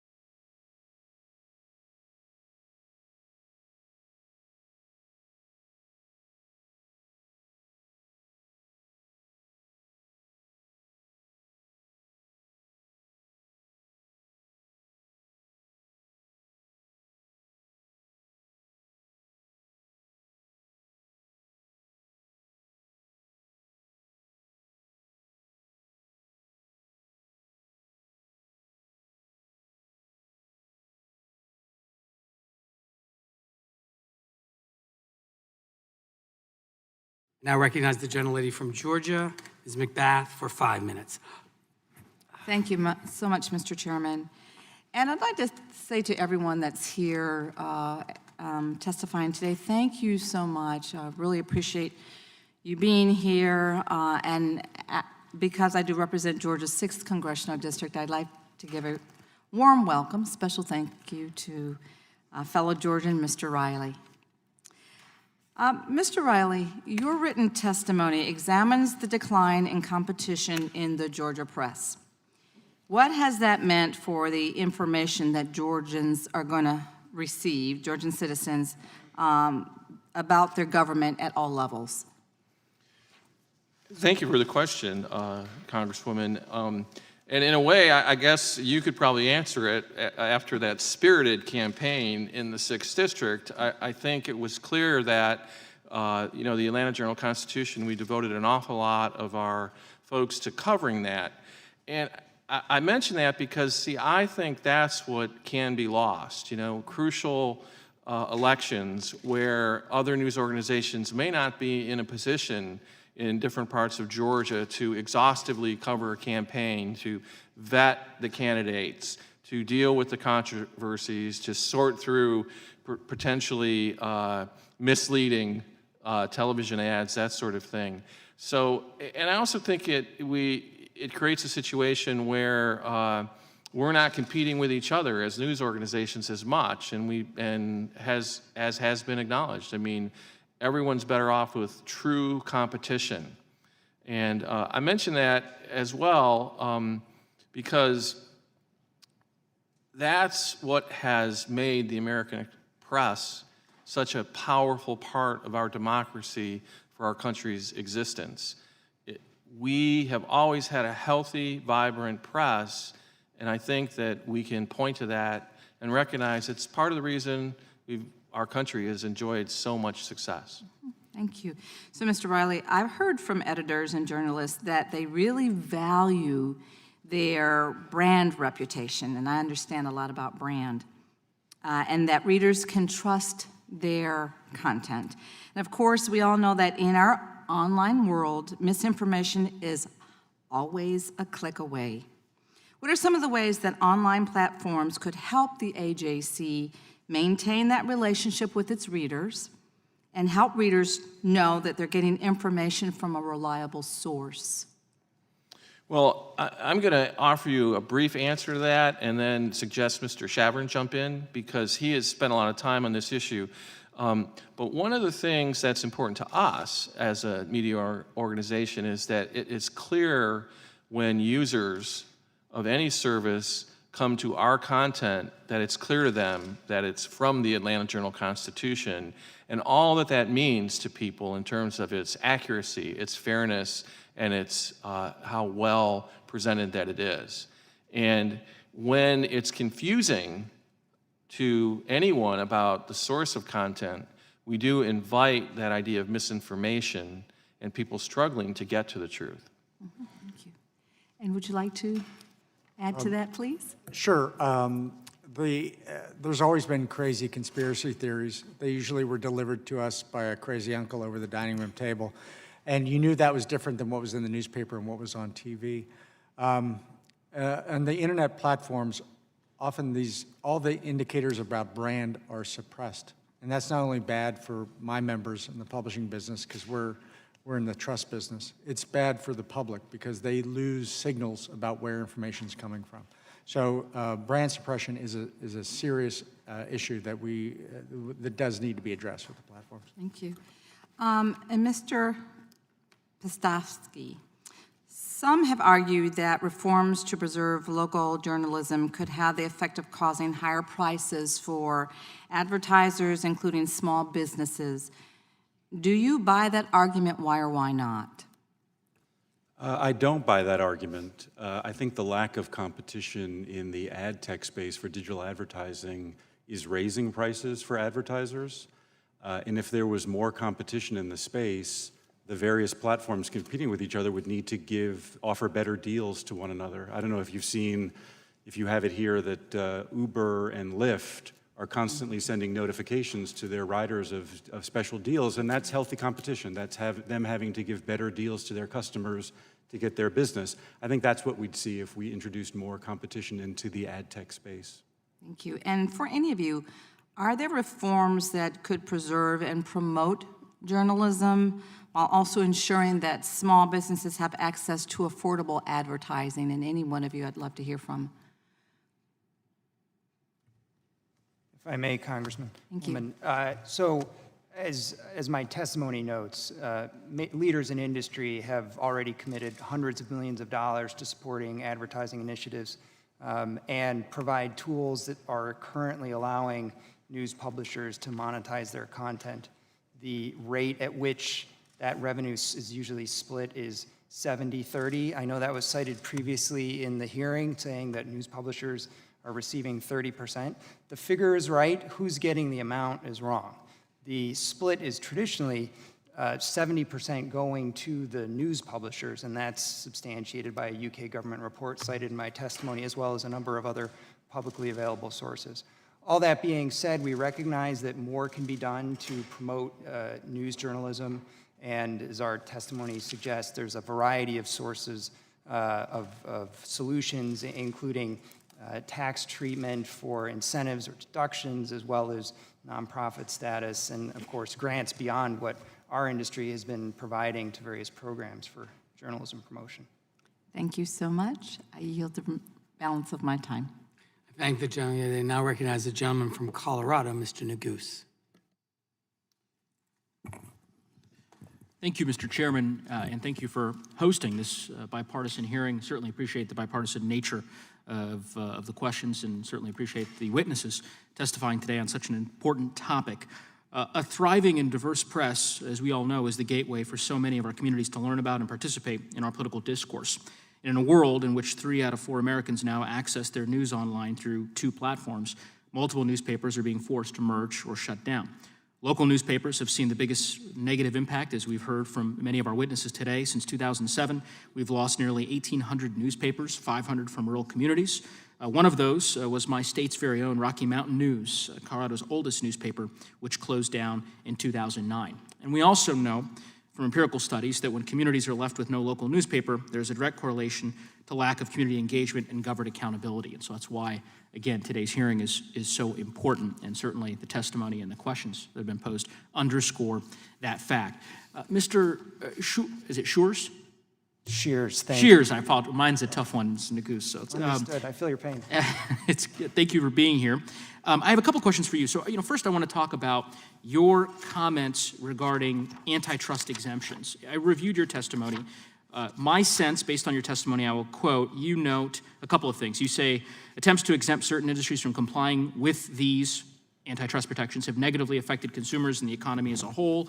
You later talk about the fact that while you agree that there need to be potential solutions, that antitrust exemptions have been proven to be, quote, an inadvisable solution to the business model challenges of news publishers. So take it from your testimony, you're not a fan of antitrust exemptions.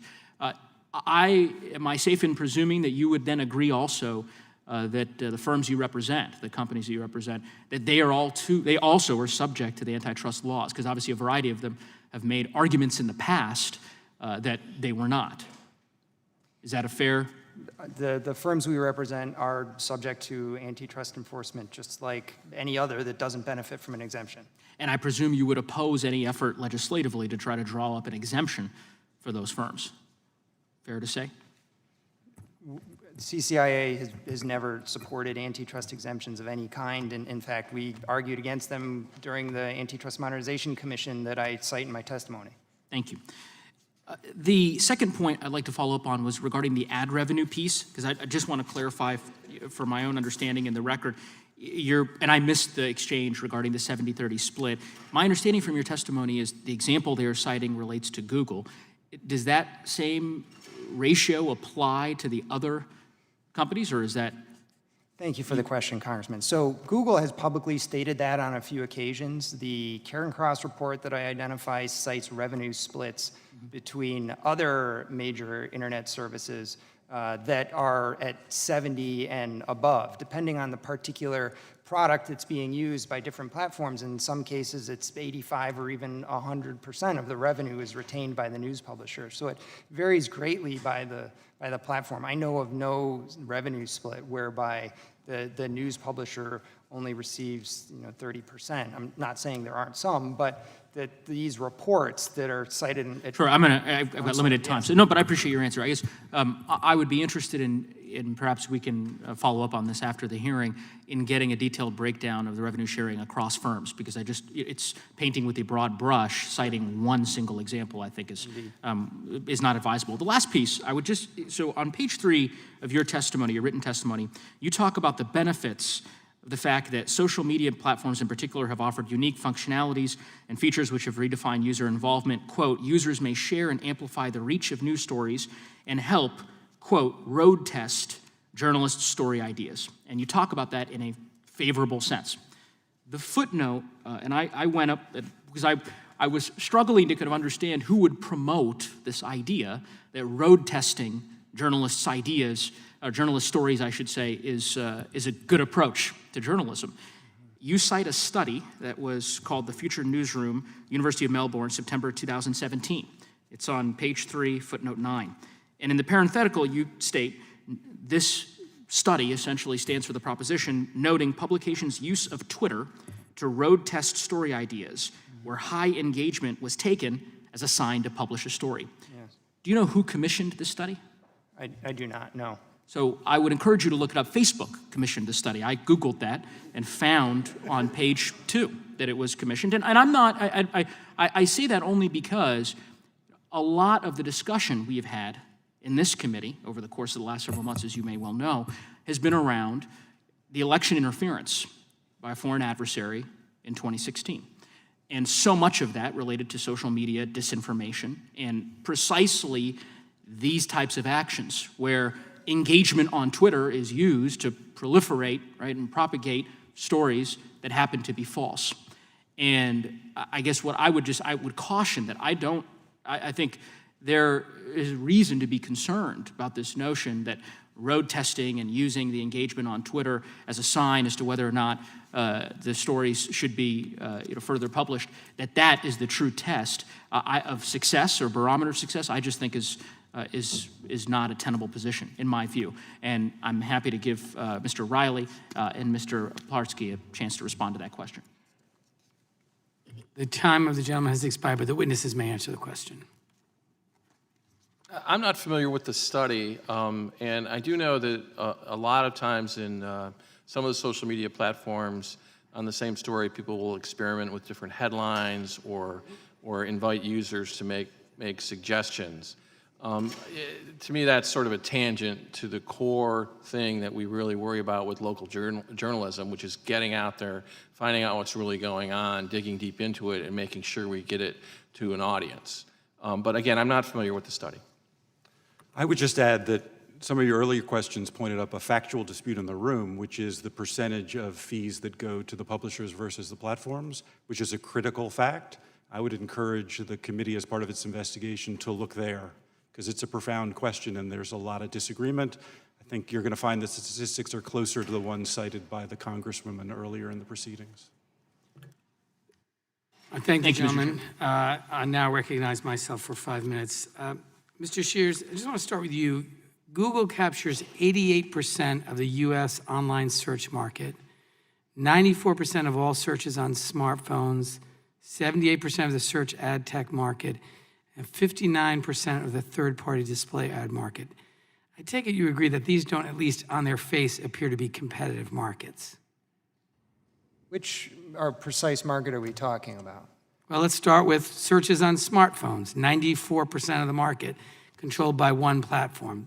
You would agree that's not competitive under any definition? Well, I think I would say 94% of a relevant market would be something worthy of considering, but I think... You think a mobile search ad market is not a relevant market? I think the relevant market in that case would be what economists would tell us compete with that. And I know that searching on my phone in the browser, I can also search on my phone by asking Siri, I can search talking to the digital assistant smart speaker in my room, there are a lot of places that users today can go to get answers that extend beyond the browser search experience. And these are increasingly pageless tools that don't require a search engine.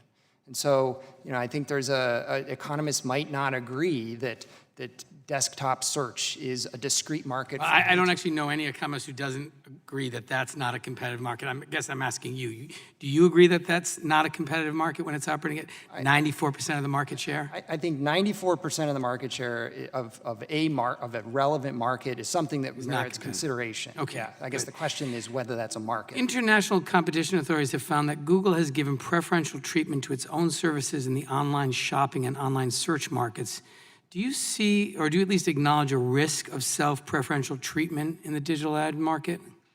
So let me start by saying I think that's a reference to the European case. And obviously, European antitrust law is not the same as U.S. antitrust law. And as I understand it, is actually stricter on the question of self-preferencing. But I'm asking you, set aside, I'm asking you whether or not the conduct, self-preferential treatment, whether or not that, in fact, is, there is a risk of that in this market. And whether there currently is any way for a publisher to identify this self-preferential treatment. So I don't have sufficient information about the internal decision-making of any of our companies to speak to precisely that issue, but I would be concerned about a rule that says, for example, that the grocery store can't put its own grocery store brand products at eye level in the store because that's where they find more things. Yeah, I don't think anyone's contemplating a rule that does that. It'd be helpful, though, as this investigation is undertaken, that we at least agree to a common set of facts. And so we'll figure out kind of solutions later on in the process, but I think the sort of fact-finding, evidence-gathering is really important. You encouraged caution when enforcing antitrust against big tech platforms, but in many ways, I think our caution is what we've had for the last decade, which I think has resulted in the emergence of advertising monopolies, and I think many of us think it's time to try something different in any event. But Ms. Hubbard, I'd ask you, the Press Gazette recently reported that a single algorithm change at Google resulted in Google-directed traffic to the Mail Online, that it caused it to fall by 50%. Nick Thompson, the editor of Wire, shared that a single tweak by Facebook led Facebook-based traffic to Wire to drop by 90%. How does this power dynamic, the fact that a platform can effectively shut off a publisher's traffic, affect the independence of the press and, the ability of people to access trustworthy, reliable news?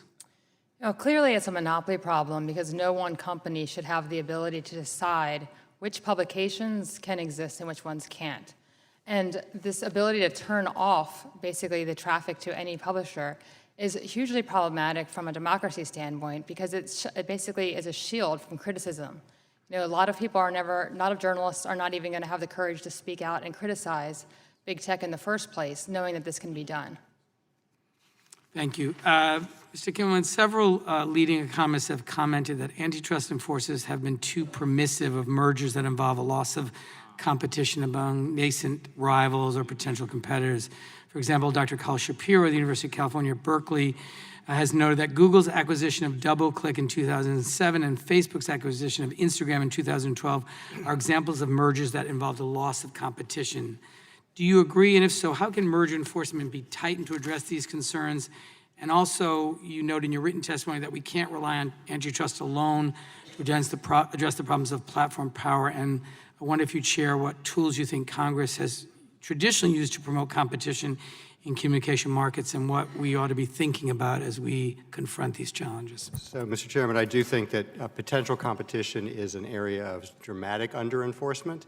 When I was at the Justice Department, we did raise concerns about Comcast's purchase of NBCU at the time and raised the question of impact on online video distribution.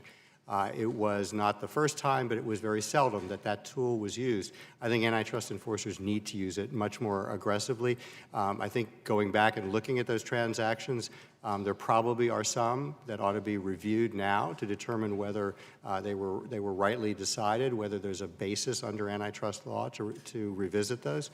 But potential competition is critical, and I'd say most importantly in the marketplace of ideas, where you have communications platforms that are the most critical way in which we get content for our news and information, we ought to be most careful to be promoting as many entrants, as much potential competition as possible. Thank you. I just want, excuse me. Mr. Chavern, I just want to ask one final question. You know, I think you made reference to the increasing number of people that obtain their news from digital services, record, participation by subscription, lots of interest and engagement in news. So huge increase in consumer and in customer use of your product, but declining revenues. But I think Mr. Shears has sort of said that's just the way it is. That's just the market. That's just sort of the moment we're in. What's your response to that? Present trends can't continue. If we continue on this path, we're going to lose vast amounts of quality journalism, particularly in communities all around the country. That's not just a bad business outcome. That is utterly destructive to our civic society and can't be allowed to happen. And what we've asked for is a chance for a different kind of future. And we need that future collectively. Thank you, Mr. Chavern. Before, I would like to ask unanimous consent to allow a member of the, a member of the full Judiciary Committee, but not a member of the subcommittee who has joined us, the gentlelady from Texas, be allowed to ask a question. Without objection, so ordered. Mr. Chairman, let me thank you for the journey that you have started this subcommittee on, and out of your courtesies, I hope to be able to join you as you make this journey. Forgive me for my delay, but I was in the Rules Committee, which is a long process dealing with ongoing amendments. I serve on the full committee for a pretty long time and have served on this committee in the past, and my recollection might serve me. I might have even been ranking member at some point or time, but it is an important committee, but there is important work as we speak. And so I will try to be focused in my questions, but to read a statement that I think will guide my questioning. A small number of digital platforms appear to have outsized control over access to trustworthy news online. And I am a partaker of the NNPA, which is the Association of African American Newspapers, newspapers that have an enormous history back to Reconstruction, periods after slavery, as the vehicle of information for many. I'm familiar in a diverse community like Houston that speaks 98 languages, that there are many papers that reflect different communities, newspapers, maybe online as well, but they seem to be adhering to newspapers. So, and then in the last election, of course, and 2018 and 2016, we know the conspicuous invasion of the foreign adversaries who utilize online tools to mislead voters, to utilize Russian bots, of which we expect to occur in the coming 2020 elections. So we are putting ourselves in a very difficult challenge if we don't look at the source of news. And then, as I see the gentleman from the Atlanta Journal-Constitution, I know that the paper newspapers are online. We understand that. But I think I would ask this question of everyone, and I think, was that Mr. Chavern, who, as I came in, said we can't last this way. And so I'm going to ask the question as we begin this journey of how do we deal with online, digital. I know that Mr. Chairman Cicilline, who I compliment, will also have some overlapping of digital privacy issues, which we're dealing with in Homeland Security. But I want to have everyone answer, if they would, the Achilles heel of dealing with online truth and a correction that they would want to see this committee engage in. And Mr. Chavern, are you the first? I can't see your placard there. And if everyone take that question, maybe the Atlanta Journal might want to comment on what it's doing to newspapers, even though I know you may be online, as most are. Go ahead, sir. Thank you. Just briefly, the answer is more quality and more responsibility. My members produce quality journalism for which they are responsible. If the platforms have a problem with quality information, and they do, the answer is more content from quality publishers. We need a sustainable partnership. We could have one, we can have one, it's achievable, but the platforms have been unwilling to do that to date, and that's why we're here. Thank you. Sir. Congresswoman, I totally agree that we need quality content. I think we have a problem both on online platforms that comes from every user of those platforms and every media company that is not doing careful, trustworthy curation of information. It comes all across the marketplace with the same incentives for the most salacious material. I would urge you to consider as you do your fact gathering and investigation, to consider whether you need legislation to create some public service duty for everyone online, whether it be a news media company, a newspaper, or a platform, to deliver trustworthy information and create the financial incentives to produce that.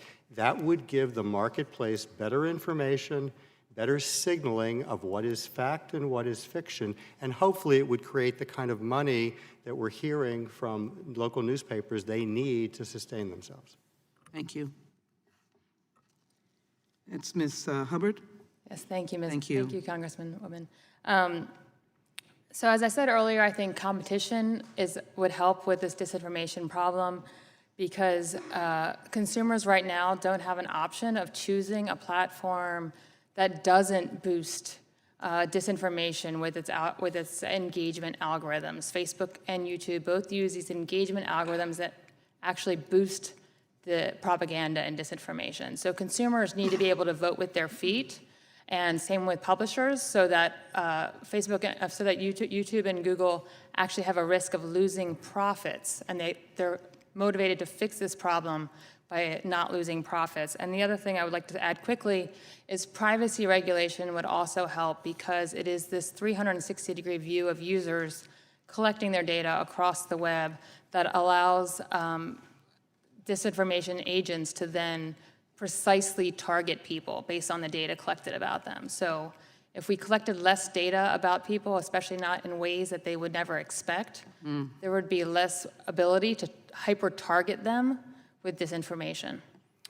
Thank you. The time of the gentlelady has expired. I'm going to now ask for unanimous consent to add a number of letters and statements to the record regarding the subcommittee's recently announced investigation into major technology firms' potentially anti-competitive behavior, a statement from Consumer Reports expressing their support for the investigation without objection, a joint statement from Laura Bassett and John Stanton, two journalists who were laid off by the Huffington Post and BuzzFeed, respectively, without objection, and a letter from EPIC, the Electronic Privacy Information Center, without objection. This concludes today's hearing. I want to say thank you again to our very distinguished witnesses for their testimony. Without objection, all members will have 5 legislative days to submit additional written questions for the witnesses or additional materials for the record. This hearing is adjourned.